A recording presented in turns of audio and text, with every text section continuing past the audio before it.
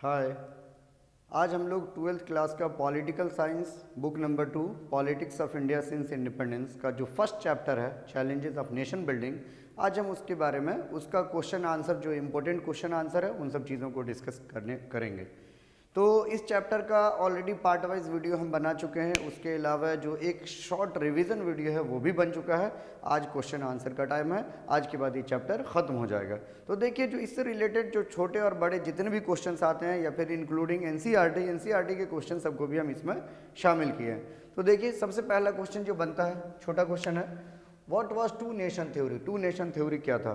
तो two nation theory एक theory था जो कि मोहम्मद अली जिन्ना मुस्लिम लीग के लाहौर सेशन में 1940 में ये बात रखते हैं। इसका मतलब है, टू नेशन थ्योरी का मतलब था कि इंडिया में मेनली दो कम्युनिटीज़ के लोग रहते हैं, मुस्लिम और नॉन मुस्लिम, और दोनों कम्युनिटीज़ को अपने अपने रूलर्स के थ्रू रूल करने दिया जाना चाहिए। ये मोहम्मद अली जिन्ना का डिमांड था, जिसको टू नेशन थ्योरी कहते हैं। ये टू नेशन थ्योरी को हम ऐसे भी कह सकते हैं, it was a demand of Mohammad Ali Jinnah, which was put forwarded on the annual session of the Muslim League in Lahore 1940, which means that India is having the two communities, and Muslim and non-Muslim, and both these communities should have their own rulers। ठीक है, दोनों communities का अपना अपना खुद का rulers होना चाहिए। तो ये मोहम्मद अली जिन्ना अपनी डिमांड रखे थे, अपनी बात रखे थे, और जो है ये मुस्लिम लीग के लाहौर सेशन में 1940 में ये रिजोल्यूशन पास किया गया था। ठीक है, तो टू नेशन थ्योरी हो गया। यही इसी टू नेशन थ्योरी को एक्सेप्ट करके ब्रिटिश ने इंडिया को पार्टीशन कर दिया। इंडिया और पाकिस्तान जो दो टुकड़े में बांटा गया था, इंडिया और पाकिस्तान का जो डिवीज़न हुआ, ठीक है, ये टू नेशन थ्योरी के बेस्ड पर ही हुआ। What were the challenges of the partition. अब जब अगर हम चैलेंजेस की बात करते हैं तो पार्टीशन के क्या क्या चैलेंज थे? तो पार्टीशन के 4 चैलेंजेस थे। सबसे पहला चैलेंज था, there was no single belt of Muslim. किसी एक जगह पर वो मुसलमानों की आबादी नहीं थी। मुसलमान मेनली 2 जगहों पर मेजोरिटीज़ में थे। जब पार्टीशन हुआ तो मेजोरिटी माइनॉरिटीज़ पर हुआ। जिन जिन जगहों पर मुस्लिम मेजोरिटी में, उन सब जगहों को पाकिस्तान बना देना चाहिए, और जिन जिन जगहों पर मुस्लिम माइनॉरिटीज़ में है, मीन्स नॉन मुस्लिम मेजोरिटी में, उसको इंडिया डिक्लेयर कर देना चाहिए। तो कोई एक जगह ऐसा नहीं था जहां पर मुस्लिम मेजोरिटीज़ में हो। तो मुसलमानों की मेजोरिटी 2 जगह पर थी, आज के डेट में जो पाकिस्तान है और आज के डेट में जो बांग्लादेश है, जिसको ईस्टर्न जो सिंध वगैरह का जो प्रोविंस हुआ करता था, नॉर्थ वेस्टर्न प्रोविंस वो, और इधर जो है वो जो ईस्ट बंगाल वगैरह का रीजन था, वो उन सब जगहों पर। तो सबसे पहला चैलेंज क्या था? There was no single belt of Muslim. जो मुसलमानों की मेजोरिटी कोई एक जगह पर नहीं थी, मुसलमानों की मेजोरिटी 2 जगहों पर थी, और जो है उन दोनों जगहों को एक जगह करना मुमकिन नहीं था। तो फाइनली इसका फैसला लिया गया, इन दोनों जो नया कंट्री पाकिस्तान होगा वो 2 पार्ट में होगा, ईस्टर्न पाकिस्तान जो कि अभी बांग्लादेश है, और वेस्टर्न पाकिस्तान जो कि अभी पाकिस्तान है। जो वेस्ट पाकिस्तान जो कि अभी प्रेजेंट डे में पाकिस्तान। तो पहला, no single belt of Muslim.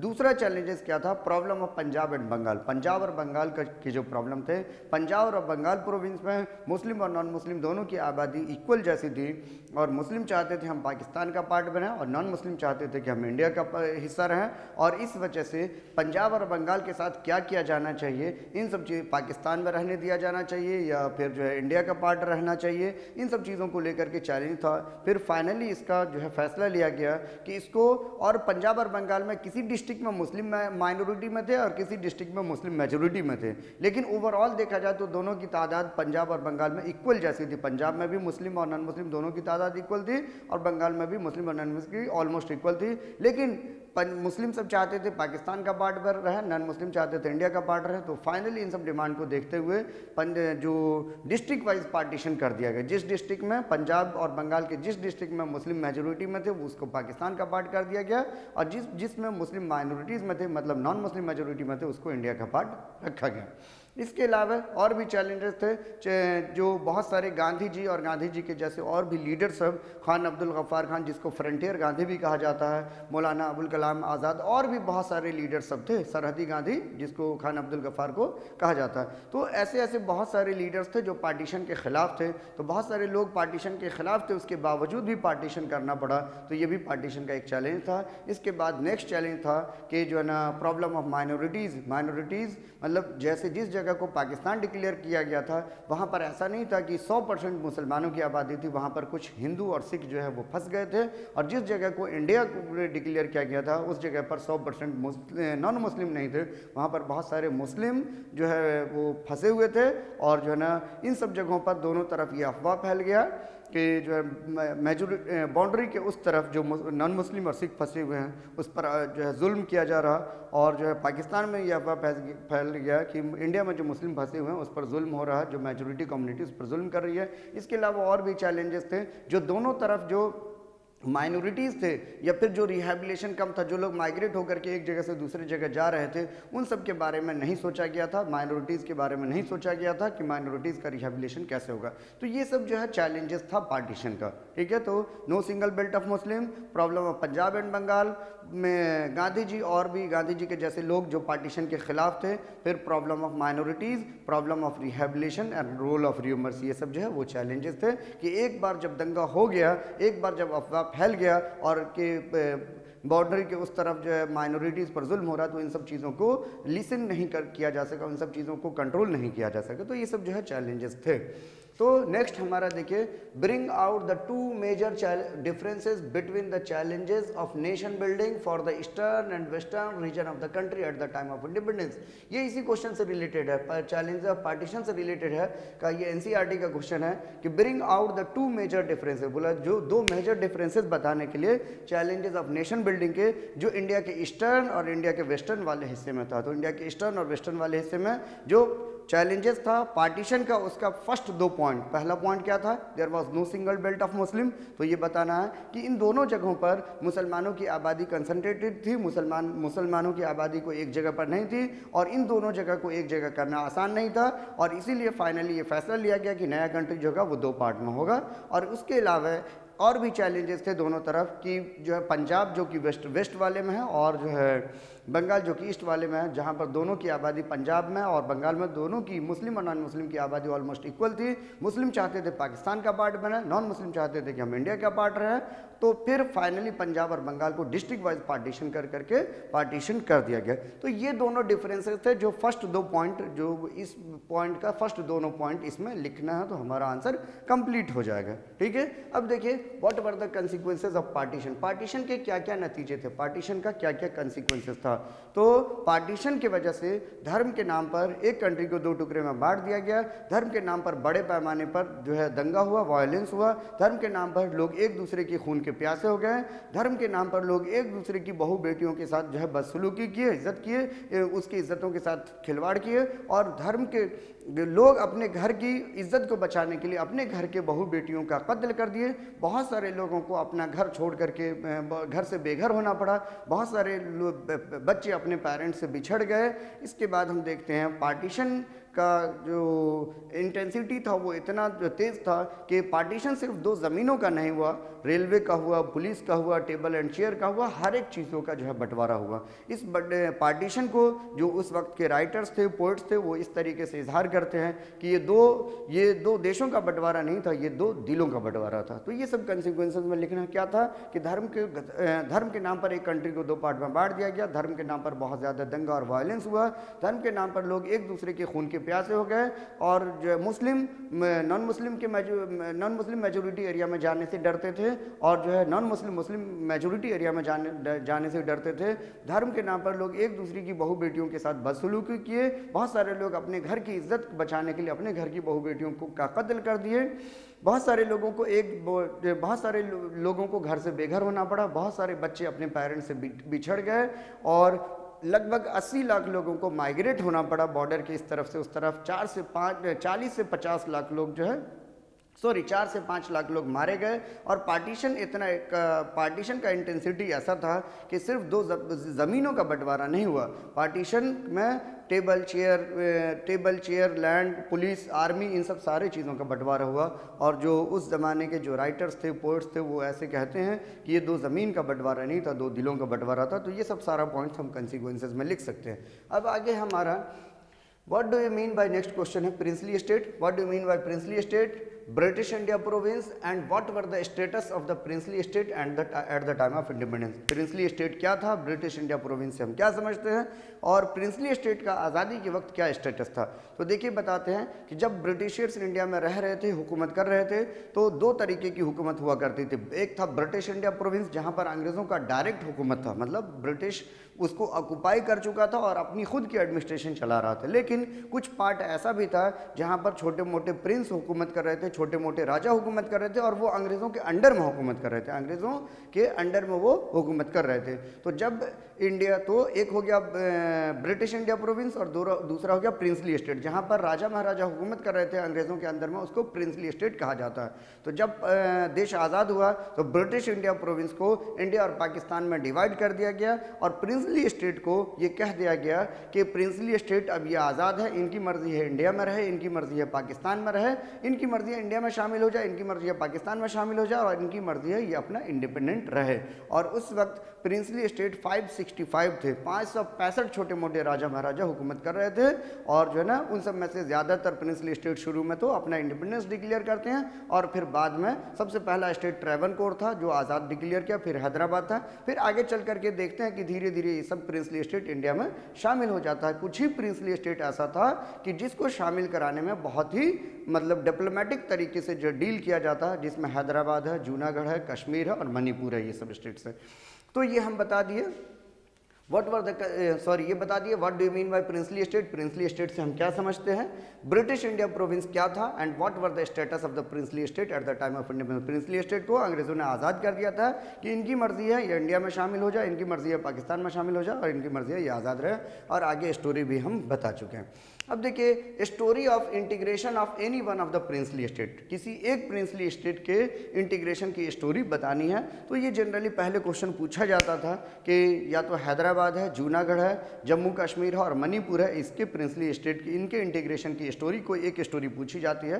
तो याद रखना, आपको देखना हो तो आप रिवीजन वीडियो में आप इसको देख सकते हैं, ये बहुत बार हम करवा चुके हैं। अब आगे देखिए नेक्स्ट क्वेश्चन हमारा विशाल आंध्रा मूवमेंट। विशाल आंध्रा मूवमेंट क्या था, तो विशाल आंध्रा मूवमेंट क्या था कि कांग्रेस ने आज़ादी से पहले 1922 कांग्रेस ने आज़ादी से पहले नागपुर में एक सेशन हुआ था, कांग्रेस का एनुअल सेशन 1920 में, जिसमें कांग्रेस एक रिजोल्यूशन पास की थी, इरादा की थी कि जब इंडिया को आज़ादी मिल जाएगी तो हम लोग इंडिया को जो है लैंग्वेज के बेसिस पर जो है ऑर्गेनाइज करेंगे। क्यों, क्योंकि उस ज़माने में ब्रिटिश अपने अपने एडमिनिस्ट्रेटिव सहूलियत के हिसाब से वो उसको अरेंज किए हुए थे। तो कांग्रेस ने ये बात कहा कि जब हम लोगों को आज़ादी मिल जाएगी तो हम इंडिया को लैंग्वेज के बेसिस पर रीऑर्गेनाइज करने की कोशिश करेंगे। मीन्स एक लैंग्वेज बोलने वाले लोगों को हम एक स्टेट में रखने की कोशिश करेंगे, या एक लैंग्वेज बोलने वाले लोगों के लिए हम एक स्टेट्स बना देंगे। ये कांग्रेस जो नागपुर के एनुअल सेशन में 1920 में कांग्रेस में ये बात रखी गई थी, कांग्रेस ने ये इरादा किया था। लेकिन देश को आज़ादी मिल गई, पार्टीशन भी हुआ, और आज़ादी के साथ आज़ादी के बाद कॉन्स्टिट्यूशन इंप्लीमेंट हो गया, इलेक्शन भी हो गया, पहली गवर्नमेंट भी बन गई, इलेक्टेड गवर्नमेंट। लेकिन इन सब चीज़ों पर कोई बात नहीं हो रही थी, लैंग्वेज के बेसिस पर कोई स्टेट बनाने की बात नहीं हो रही थी। तो मद्रास 1952 में मद्रास प्रोविंस जो हुआ करता था, मद्रास प्रोविंस के तेलुगु स्पीकिंग पीपल लोग एक आंदोलन शुरू करते हैं। वो लोग डिमांड करते हैं कि हम तेलुगु स्पीकिंग पीपल के लिए मद्रास से अलग एक नया स्टेट जो है आंध्रा बना देना चाहिए। और इस प्रोटेस्ट को लीड कर रहे थे एक गांधीयन लीडर थे श्री पोटी श्रीरामुलु, और जो फास्ट एंड टू डेथ पर बैठ जाते हैं, उनकी भूख हड़ताल पर बैठ जाते हैं, और भूख हड़ताल से उनकी 56वें दिन भूख हड़ताल से उनकी मौत हो जाती है, उनकी डेथ हो जाती है, जिस वजह से वहाँ पर बहुत ज़्यादा वायलेंस होना शुरू हो जाता है, लॉ एंड ऑर्डर का प्रॉब्लम हो जाता है। और जो है पंडित जवाहरलाल नेहरू जो प्राइम मिनिस्टर थे, वो आनन फानन में ऐलान करते हैं कि हम आंध्रा को तेलुगु स्पीकिंग पीपल के लिए एक नया स्टेट बना रहे हैं लैंग्वेज के बेसिस पर। इसी आंदोलन को हम कहते हैं विशाल आंध्रा मूवमेंट। और लैंग्वेज के बेसिस पर पहला स्टेट बनने वाला आंध्र प्रदेश इस तरीके से बन जाता है, जो दिसंबर 1952 में पंडित जवाहरलाल नेहरू ऑर्डर करते हैं, और फिर 1953 में सारी प्रोसेस कंप्लीट होकर के ये बन जाता है। अब आगे देखिए, What was the State Reorganization Commission and what were its recommendation? State Reorganization Commission क्या था और इसकी क्या क्या रिकमेंडेशन थी? ये भी आपके एनसीईआरटी का क्वेश्चन है, ये भी एनसीईआरटी का क्वेश्चन है, और ये भी एनसीईआरटी का क्वेश्चन है। एनसीईआरटी का ये भी क्वेश्चन है। तो देखिए स्टेट रीऑर्गेनाइजेशन क्या था और स्टेट रीऑर्गेनाइजेशन कमीशन की क्या क्या रिकमेंडेशन थी। तो देखिए जब आंध्रा के बेसिस पर जब तेलुगु स्पीकिंग पीपल को के लिए लैंग्वेज के बेसिस पर एक स्टेट आंध्रा बना दिया गया, तो और भी जगहों से ये डिमांड होने लगी कि हम एक लैंग्वेज बोलने वाले लोगों के लिए भी एक नया स्टेट बना देना चाहिए। तो इन सब चीज़ों की डिमांड बढ़ने लगी, तो इस वजह से गवर्नमेंट एक कमीशन बनाती है जिसको कहा जाता है स्टेट रीऑर्गेनाइजेशन कमीशन। जिस कमीशन का हेड कर रहे होते हैं सुप्रीम कोर्ट के रिटायर्ड जज फजल अली, उसको फजल अली कमीशन भी कहते हैं। और उस कमीशन को ये जिम्मेदारी दी जाती है कि इस बात की इंक्वायरी करने के लिए कि क्या हम लैंग्वेज के बेसिस पर स्टेट बना सकते हैं या नहीं बना सकते हैं, अगर बना सकते हैं तो क्या क्या जो फ़ायदे हैं और क्या क्या नुकसान है, इस चीज़ों की जांच करने के लिए। और स्टेट रीऑर्गेनाइजेशन कमीशन 1953 में बनाई जाती है आंध्रा के बनने के बाद। स्टेट रीऑर्गेनाइजेशन सभी चीज़ों की जांच करती है, जांच करने के बाद अपनी रिपोर्ट सबमिट करती है गवर्नमेंट के पास 1956 में, और गवर्नमेंट स्टेट रीऑर्गेनाइजेशन एक्ट लाती है और उसके 1956 में, और उस एक्ट के तहत इंडिया में जितने भी स्टेट्स होते हैं, इंडिया में जितने भी प्रोविंस उस टाइम में होते हैं, उन सभी को लैंग्वेज के बेसिस पर, कल्चर के बेसिस पर रीऑर्गेनाइज करने की कोशिश की जाती है। मीन्स एक लैंग्वेज बोलने वाले लोगों को या एक जैसे कल्चर वाले लोगों के लिए एक स्टेट बना दिया जाता है। तो इंडिया में अभी भी जितने भी स्टेट्स हैं वो क्या देखते हैं कि हम लोग कि वो लैंग्वेज और कल्चर के बेसिस पर ही बनाए गए, एक जैसी कल्चर एक जैसी लैंग्वेज वाले लोगों को एक स्टेट में रख दिया गया। ठीक है, तो ये था हमारा स्टेट रीऑर्गेनाइजेशन कमीशन। और स्टेट रीऑर्गेनाइजेशन की रिकमेंडेशन क्या थी? तो रिकमेंडेशन यही थी कि एक लैंग्वेज बोलने वाले लोगों के लिए हम एक स्टेट बना सकते हैं, मतलब one language community, the boundary of one language community should coterminous with the boundary of state, मतलब एक भाषा बोलने वाले लोगों की बाउंड्री एक स्टेट की होनी चाहिए, मतलब एक भाषा बोलने वाले लोगों के लिए एक स्टेट बना सकते हैं या बना देना चाहिए। ये रिकमेंडेशन था स्टेट रीऑर्गेनाइजेशन कमीशन का।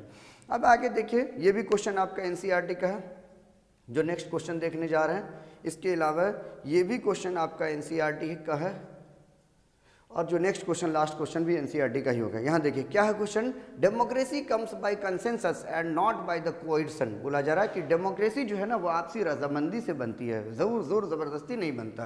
Comment it on the light of the integration of princely state. बोला जा रहा है कि आपको प्रिंसली स्टेट के को नज़र में रखते हुए इस स्टेटमेंट पर कॉमेंट करना। तो देखिए आपको यहाँ से शुरू करना है कि इंडिया जब आज़ाद हुआ तो इंडिया में 565 प्रिंसली स्टेट हुआ करते थे, और इन प्रिंसली स्टेट को ब्रिटिश ने आज़ाद छोड़ दिया कि इनकी मर्ज़ी है इंडिया में शामिल हो जाए, इनकी मर्ज़ी है पाकिस्तान में शामिल हो जाए, इनकी मर्ज़ी है आज़ाद रहे। और बहुत सारे प्रिंसली स्टेट ने शुरू में अपनी आज़ादी का ऐलान किया, लेकिन इंडियन गवर्नमेंट का ये एटीट्यूड था कि हम किसी भी कंडीशन में इन सब प्रिंसली स्टेट को जो है हम इंडिया में शामिल कर लें, चाहे इनकी किसी तरीके की रीजनल डिमांड है तो उन सब डिमांड को, या रीजनल ऑटोनॉमी की डिमांड है तो इन सब डिमांड को जो है मानते हुए हम इनको जो है नेगोशिएशन से हम इसको जो है प्रिंसली स्टेट को इंडिया में शामिल करा लें। तो बहुत सारी प्रिंसली स्टेट शुरू में ही इंडिया में शामिल हो गई थी नेगोशिएशन से, लेकिन कुछ प्रिंसली स्टेट ऐसे थे जहां पर डिप्लोमेटिक तरीका अपनाना पड़ा और जो है उसको ज़बरदस्ती इंडिया में जो है वो फोर्सफुली इंडिया में मर्ज कराना पड़ा। लेकिन उन सब स्टेट्स में भी जो पीपल की जो डिमांड थी वो चाह रही थी इंडिया में शामिल हो जाए, वहाँ पर डेमोक्रेसी हो। कभी भी उन सब जगहों पर डेमोक्रेसी जैसी कोई चीज़ नहीं थी, क्योंकि जहाँ पर राजा रूल करेगा तो वहाँ पर डेमोक्रेसी होगी नहीं। तो जो जिस प्रिंसली स्टेट के साथ जो है कोएर्सन किया गया था, जिस प्रिंसली स्टेट के साथ फोर्सफुली डील किया गया था, वहाँ की पीपल भी चाहती थी कि वो इंडिया का हिस्सा बन जाए, और उन सब जगहों पर जो है डेमोक्रेसी कायम हुई और सभी को इक्वल राइट्स मिले। तो जो है इस स्टेटमेंट को हम ऐसे ही लिख सकते हैं कि बहुत सारी प्रिंसली स्टेट शुरू में ही इंडिया में शामिल हो गई, और जो नेगोशिएशन से बहुत सारे प्रिंसली स्टेट को रीजनल ऑटोनॉमी वगैरह भी दिया गया, स्पेशल स्टेटस वगैरह भी दिया गया, जैसे जम्मू कश्मीर की बात करते हैं। और जिन स्टेट के साथ डील किया गया, तो फोर्सफुली डील किया गया, उन स्टेट के पीपल भी चाहती थी कि हम इंडिया का पार्ट रहे और जो है वो उन सब जगहों पर डेमोक्रेसी कायम हो, जो कि पहले या जो है किंग की हुकूमत के टाइम में किसी तरीके की कोई डेमोक्रेसी नहीं थी। तो हम इसको ऐसे लिख सकते हैं, प्रिंसली स्टेट की स्टोरी अगर हम लिख दें तो वहाँ पर ये आंसर हमारा कंप्लीट हो जाएगा। अब देखिए, identify the features that make India into a nation. बोला जा रहा है कि आप इंडिया के बारे में ये वो सब खासियत बताइए जो इंडिया को एक नेशन बनाता है। तो नेशन क्या होता है? जहाँ एक जोग्राफिकल कंट्रीज, एक जोग्राफिकल टेरिटरीज के अंदर जो एक जैसे लोग रह रहे हैं और उन सब का एक जैसा फीलिंग ऑफ वननेस, कॉमननेस और प्राउड है, तो उसी को हम जो है नेशन या नेशन स्टेट कहते हैं। तो देखिए, इंडिया के बारे में बताना है कि इंडिया एक नेशन स्टेट कैसे है, तो सबसे पहला इंडिया एक सेकुलर कंट्री है, मतलब इंडिया में बहुत सारे धर्म के लोग रहते हैं, बहुत सारे रिलीजन के लोग रहते हैं, लेकिन गवर्नमेंट अपना कोई रिलीजन नहीं डिक्लेयर करती है, गवर्नमेंट का कोई रिलीजन नहीं है। यहाँ के लोगों को ये आज़ाद छोड़ दिया गया कि जिसको जिस धर्म में यकीन है वो अपनाए, प्रैक्टिस करे, प्रोफेस करे। तो जो इस वजह से यहाँ पे सभी लोग मिलजुल करके रह रहे हैं, कोई फोर्स नहीं की जा रही है। तो इस तरीके से दूसरा, इंडिया में अलग अलग बेसिस पर जो है वो डाइवर्सिटी है, रिलीजन के बेसिस पर, धर्म के बेसिस पर, जेंडर के बेसिस पर, कास्ट के बेसिस पर, कलर के बेसिस पर, अमीर और गरीब के बेसिस पर।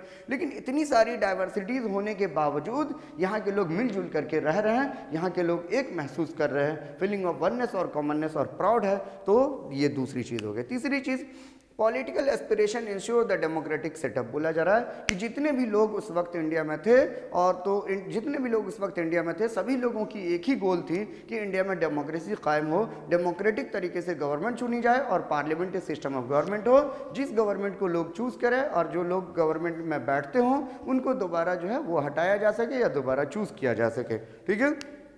India established a welfare state on the basis of the equality. India जो मिक्स्ड इकोनॉमी अपनाता है और इंडिया एक सोशलिस्ट इकोनॉमी अपनाता है। सोशलिस्ट इकोनॉमी क्या है कि जहाँ पर कंट्री इस बात की जिम्मेदारी ले ले कि हम अपने यहाँ जो आम लोगों की तरक्की है या आम लोगों की जो सोशल बेसिक नीड है उन सब चीज़ों को हम पूरा करेंगे, जैसे रोड, बिजली, पानी, एजुकेशन, हेल्थ, इन सब चीज़ों की जिम्मेदारी या बेसिक नीड की जिम्मेदारी गवर्नमेंट लेती है और सोशल वेलफेयर गवर्नमेंट प्रोमोट करती है। तो इन सब सारे पॉइंट्स को हम लिख सकते हैं किसके लिए, इंडिया एक नेशन स्टेट है उसके लिए। अब हमारा लास्ट क्वेश्चन है, इस तरफ हम देखते हैं। ये जो क्वेश्चन है, what were the reason being used by the Nehru for keeping India secular. बोला जा रहा है कि आखिर क्या वजह था कि नेहरू इंडिया को सेकुलर रखा, और उसी का पार्ट है question, do you think the reason were only ethical and sentimental. क्या आपको लगता है कि ये जो रीज़न था कि इंडिया को सेकुलर रखने का वो सिर्फ और सिर्फ जो है वो एथिकल था या सेंटिमेंटल था, और were the some prudential reason. ठीक है कि प्रूडेंशियल बोला जाता है अकलमंदी भरा, या फिर नेहरू का ये डिसीजन अकलमंदी भरा था।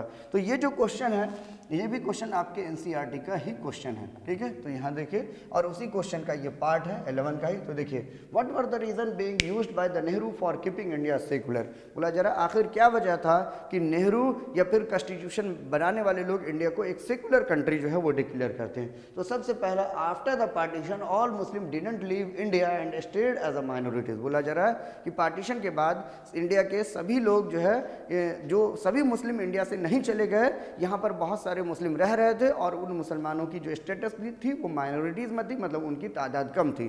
तो एक वजह ये भी था कि इंडिया में जो है सिर्फ हिंदू नहीं रह रहे हैं या फिर नॉन मुस्लिम नहीं रह रहे, मुस्लिम भी साथ में रह रहे हैं, और अब जो है मुस्लिम के अलावा और भी माइनॉरिटीज़ वगैरह हैं जो रह रहे हैं। तो किसी एक रिलीजन को बढ़ावा देना ये कहीं ना कहीं प्रूडेंशियल नहीं था। दूसरा देखिए, आफ्टर पार्टीशन ये हो गया, Nehru wanted to deal with them in dignified and civilised manner. Nehru चाहते थे कि जो है ना इन सब माइनॉरिटीज़ के साथ, जो मुस्लिम ही माइनॉरिटीज़ में नहीं तो उसके अलावा सिख है, क्रिश्चियन है या और भी माइनॉरिटीज़ इंडिया में रहते हैं, जैन है, बौद्ध हैं, तो इन सब माइनॉरिटीज़ के साथ कि हम डिग्निफाइड वे में और जो है ना सिविलाइज्ड वे में इन लोगों के साथ हम डील करें। इसी वजह से दूसरी बात, उनको इज्जत भरी ज़िंदगी दें और उनके साथ अच्छे से हम डील करें सिविलाइज तरीके से। He wanted to give the security and the right of citizen in a democratic state. क्योंकि इंडिया में डेमोक्रेसी कायम की जा रही थी, डेमोक्रेसी का प्रिंसिपल ही है कि सभी को इक्वल राइट्स होने चाहिए, सभी के साथ गवर्नमेंट इक्वली डील करे, तो इक्वल प्रिंसिपल अपनाई जानी चाहिए सभी के साथ।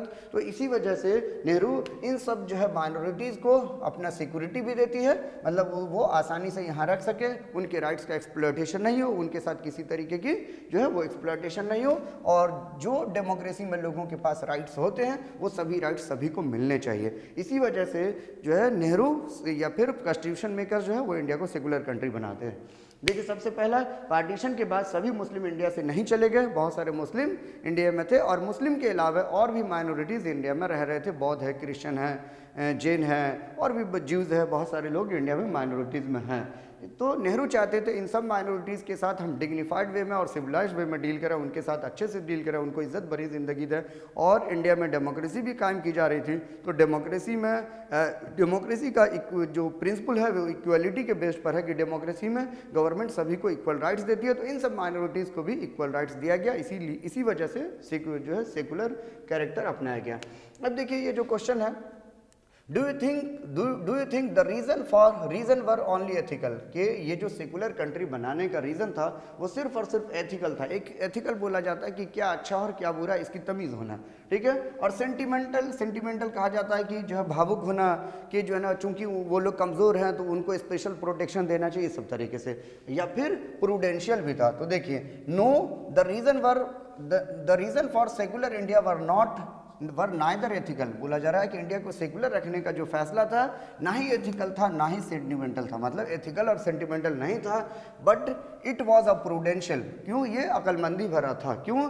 As India secularism cherished the long term principle like the equality, liberty and fraternity. India में जो सेकुलरिज्म अपनाया गया वो इंडिया में बहुत पहले से इक्वलिटी, लिबर्टी, फ्रेटर्निटी, इन सब चीज़ों पर जो है सोसाइटी बनाने की मांग हो रही थी। और बहुत पहले से इंडिया के लोग जो है ये चाह रहे थे कि हमारे सोसाइटी में इक्वलिटी हो, लिबर्टी हो, फ्रीडम हो, सभी के साथ बराबरी हक हो। इस वजह से भी सेकुलरिज्म जो है वो अपनाया गया। और सेकुलरिज्म में भी क्या होता है कि गवर्नमेंट सभी को बराबर नज़रिए से देखती है। गवर्नमेंट किसी धर्म के लोगों के साथ कोई भेदभाव नहीं करती है। गवर्नमेंट का खुद का धर्म नहीं होता है, गवर्नमेंट सभी को इक्वल जो है वो नज़रों से देखती है। तो इसके साथ यहीं पर हमारा क्वेश्चन आंसर का सेशन खत्म होता है।